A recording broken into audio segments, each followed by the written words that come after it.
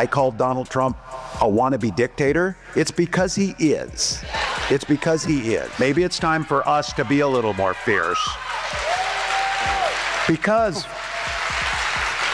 we have to ferociously push back on this. The thing that bothers a teacher more than anything is to watch a bully. Is there something going on that we're missing? Well, there's a couple of things. First of all, whose balls is he hiding in his cheeks? Yeah. That's the first question I want to know. And I don't love the way he says, fierce. Yeah. Breaking news is shaking the room. Tim Walz seems to be hiding more secrets than your uncle's mysterious locked garage, and Tyrus just swung the door wide open with a bang. This isn't your run-of-the-mill rant. This is Tyrus in full scorched earth mode, tearing into Walz's political closet like he's hunting for free Wi-Fi in the middle of nowhere. And what he pulls out? It's wilder than a raccoon loose in Walmart at 3 a.m., knocking over shelves and making the security cameras panic. Grab your popcorn, because once Tyrus starts unloading, Walz can't bury a single secret. He's exposed, cornered, and it's about to get messier than anyone imagined. It's because he is. Maybe it's time for us to be a little more fierce. Because we have to ferociously push back on this. The thing that bothers a teacher more than anything is to watch a bully, to watch this bully and to stop it. And when it's a child, you talk to them and you tell them why bullying's wrong. But when it's adult like Donald Trump, you bully the out of him back. This is a weak, cruel man that takes it out and... Masculinity is deeply woven into this clash. And before we dive further, don't forget, if you're enjoying this, subscribe to the channel because it helps more than you can imagine. Now, Tyrus didn't just wake up one random morning, sip his coffee, and casually decide to mention Tim Walz's name in passing. Oh no, this was a breaking point. He probably scrolled through the headlines, skimmed his phone, and then snapped, declaring, "Enough is enough." And when Tyrus says enough, it doesn't land like some polite Midwestern grumble. It booms like the opening of a WWE promo, the kind where you know someone's about to get slammed so hard the political table itself shatters. Walz wasn't just called out, he was body slammed straight into the center ring of public opinion, and the bell hasn't even stopped ringing yet. Masculinity is deeply part of it. That's one of the, I think it goes, and you can look at the reasons why we've had this sort of dialectic over the Me Too movement. How do you fight it? This notion I think of I could kick most of their. What he's mad about is his own fault. He's mad about the image that was portrayed of him as the hunter. And who did that? You did that. We just laughed about it because the one thing you can't do is you can't front. You can't floss. Those are two key words when it comes to manhood. So there's Tyrus, absolutely going off on Tim Walz, and people aren't stunned just because Tyrus is loud. He's always loud. What shocks everyone is that the bright, unflinching spotlight suddenly shifts onto Minnesota's favorite, relatable dad-turned-governor, and that squeaky clean image begins to crack wide open. The polished all-American persona starts splitting apart like a frozen Walmart parking lot in spring, where potholes appear out of nowhere and swallow your tires whole. Suddenly, Walz's carefully packaged brand of small-town charm doesn't look so bulletproof, and the audience can't look away as Tyrus keeps peeling back layer after layer of that so-called wholesome image. Yeah. A teacher snatches the bully's ass up. Yeah. Come sit with me. That's what I know. Someone's bullying. Oh, you can sit with me for a while. And then I would lean on him. I'd bully him back. He's not a teacher. He's not a politician. He's a creepy guy who can't remember his speeches. I don't know what the hell was in the water in that White House, or was everyone on the same bad cocaine? But Kamala can't speak. He can't speak. Biden was so high he couldn't remember anything. Like, this is literally the dumbest administration of all time. Why is he talking? It really is the ultimate clown show. And I said this in the 5. He's a clown without a... Walz has been sold to America as the picture of calm, the regular guy next door, the kind of man who'd help you lug a heavy couch, wave cheerfully while mowing his lawn, and even show up at the church picnic with a bowl of potato salad in hand. But Tyrus isn't fooled. He's not eating that potato salad without a second look. Instead, he's poking it suspiciously with a fork, sniffing at it like something left out too long, and declaring, "This doesn't smell like authenticity, it reeks of 2-week-old politics baking in the sun." The wholesome, neighborly act Walz pushes so hard suddenly doesn't look so fresh anymore, and Tyrus makes sure the crowd knows it. I feel bad for Elon. I would be furious if I was him. If this is who you sent to troll me? Yeah. Like, what am I doing wrong to get the guy from D Team to come out at Family Theater and call me names? Yeah. Like, Tim, I would, if they were like, oh, Tyrus, man, whoo, tough news cycle. Tim Walz is talking about you. I'd be like, old Timmy, I want to fight him so. The first punch lands hard. Tyrus doesn't see Walz as the lovable everyman. He sees him as the sly politician who perfected the art of smiling, while quietly slipping new policies under the door, like a hotel bill you never agreed to pay. Walz's background may read like a feel-good Hollywood script teacher, football coach, veteran, small-town values, and at first glance he really does sound like the human version of a State Farm commercial. But once he got into office, the script didn't match the performance, and that's exactly where Tyrus starts digging deep.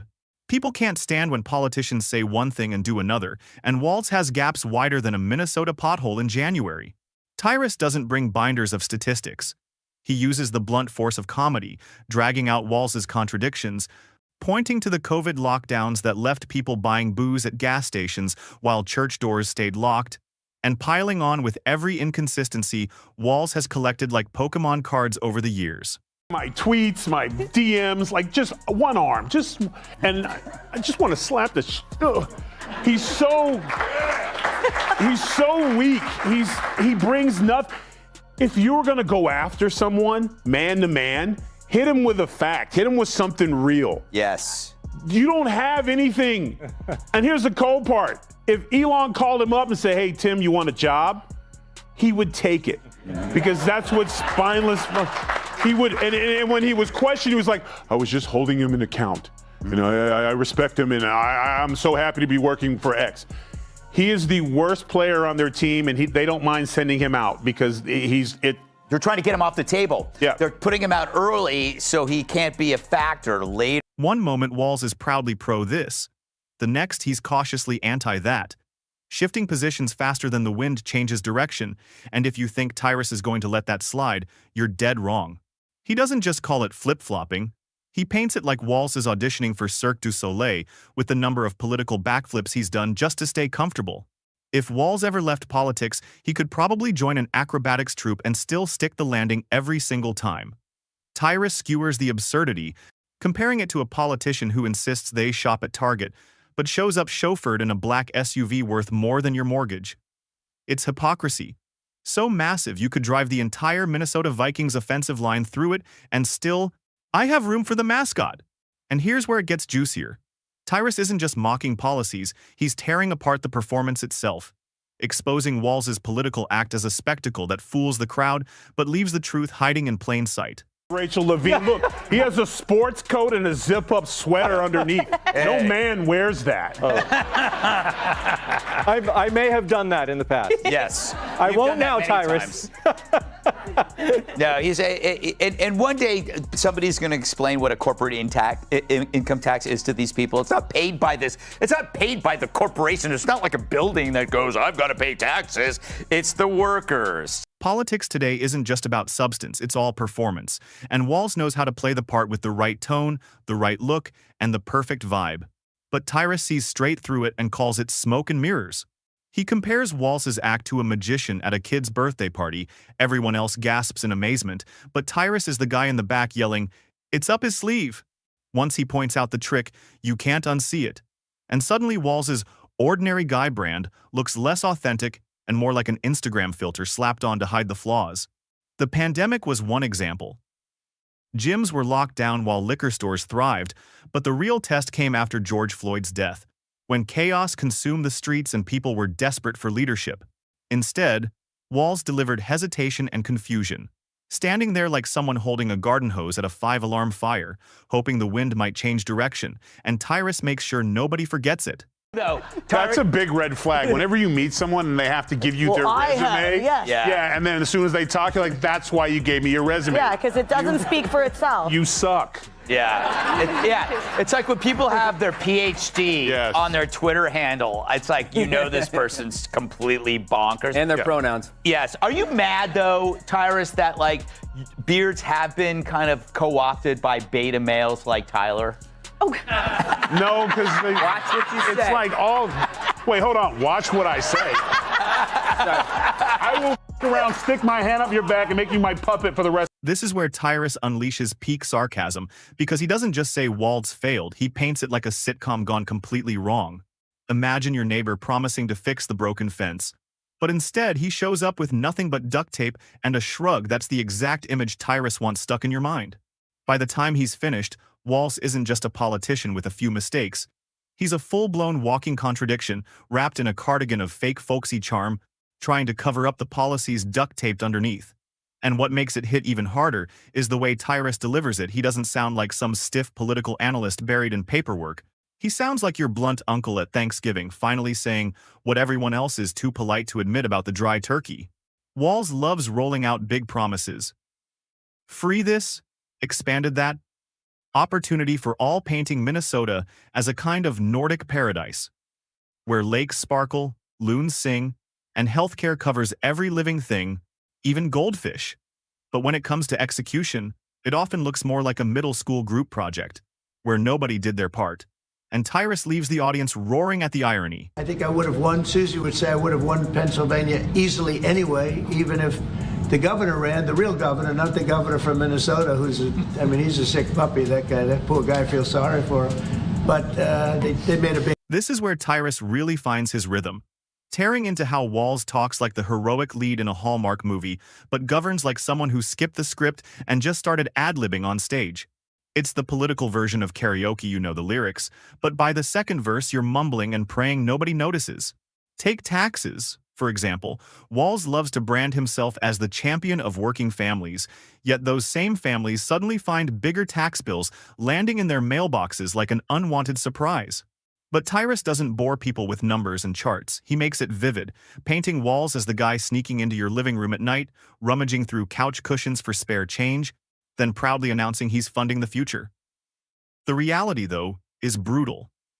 Minnesota schools are drowning in challenges, test scores are slipping, curriculum debates are exploding, and parents are left more confused than a cat dropped in a swimming pool. Tyrus jumps all over this irony, hammering the fact that a former teacher who once taught kids responsibility now can't steer the state's education system away from iceberg after iceberg, and the audience eats it up. What do you make? Whoa, you got something there? Hold on, before we do this, man, I got to protein up. Hold on. Chug, chug, chug, chug. Oh, he's chugging it. Holy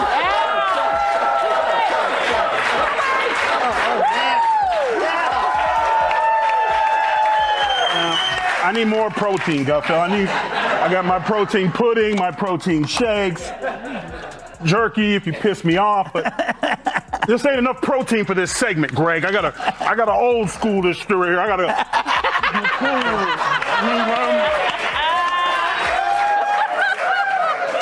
Where'd you get? When it comes to Law & Order, the contradictions are so huge they could fuel an entire Netflix drama series.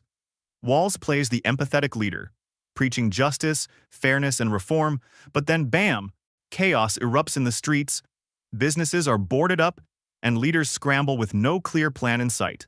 Tyrus rips into it like he's mocking a bad sitcom, picturing the governor stepping onto the scene of mayhem, clapping his hands together and saying, "All right, guys, let's calm down," while the chaos rages on like Black Friday madness at Walmart. And then there's his military background, which Walz often pulls out like a trump card whenever his leadership is questioned, as if flashing service credentials magically excuses everything. It's the political equivalent of whipping out baby photos to win an argument. But Tyrus doesn't just stop at the contradictions, he ridicules the entire performance, pointing out how Walz has mastered the art of looking serious when it benefits him and cheerful when polling demands it. Tyrus compares it to one of those 90 seconds mood rings, whatever the public feels. Suddenly, Walz is reflecting it back. The ultimate political chameleon changing colors just to survive. I gotta tell you, I can't wait to debate the guy.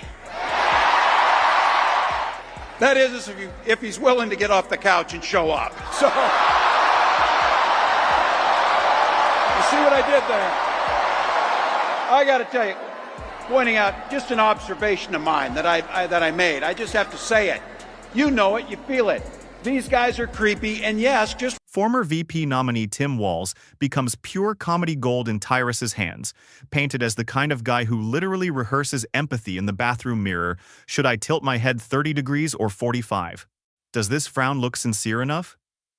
It's exaggerated, sure, but the mental image sticks, and suddenly you can't help but picture Walz practicing his "I care deeply" face before every press conference. Meanwhile, Tyrus digs into how Walz constantly talks about unity and bringing people together, but under his watch, Minnesota has been about as united as a family playing Monopoly for 2 hours, boards flipped, rules shouted, and somebody storming out in frustration. Walz loves rolling up his sleeves, tossing in corny dad jokes, and leaning on his small-town charm, but Tyrus says that's no different than a used car salesman throwing on a baseball cap to seem relatable. How the car still doesn't run, no matter how friendly he looks. The real sting is that Walz doesn't just have contradictions in policy. He has secrets in image management, and Tyrus hammers home the idea that Walz isn't the everyman he sells himself, as he's a carefully polished product, packaged to look appealing but hollow once you peel back the wrapping. Former VP nominee Tim Walz, he joined Beto O'Rourke at a Texas town hall last night, and the estrogen levels were enough to give Chuck Norris menstrual cramps. I wonder, is our strength our diversity? Our strength is our diversity. We've been talking about this for years as a country of immigrants, and we let them define the issue on immigration. We let them define the issue on DEI, and we let them define what woke is. We got ourselves in this mess because we weren't bold enough to stand up and say, "You damn right we're proud of these policies. We're going to put them in, and we're going to execute them." So, wait, you lost because you weren't woke enough? Once Tyrus rips away the glossy packaging, you're not seeing Minnesota nice anymore. You're seeing plain old politics dressed up in a plaid shirt instead of a suit. By this point, the audience isn't just laughing. They're nodding along, because even if you don't agree with every jab, the pattern is impossible to ignore. The contradictions pile higher, the irony stacks heavier, and the humor makes the truth sting even more. That's when Tyrus shifts gears from roasting Walz to exposing the bigger pattern, making it crystal clear that Walz isn't unique. He's a symbol, a poster child for politicians everywhere who say one thing, do another, and expect applause for the performance. In Tyrus's telling, Walz is basically running Minnesota like a guy who lost the instruction manual to his IKEA furniture, but insists he knows exactly what he's doing. Pieces don't fit, screws are missing, and the whole thing wobbles if you lean on it. But hey, doesn't he look confident holding that Allen wrench?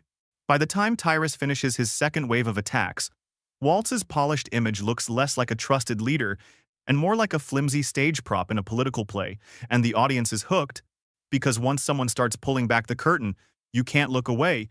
You just have to see what gets exposed next.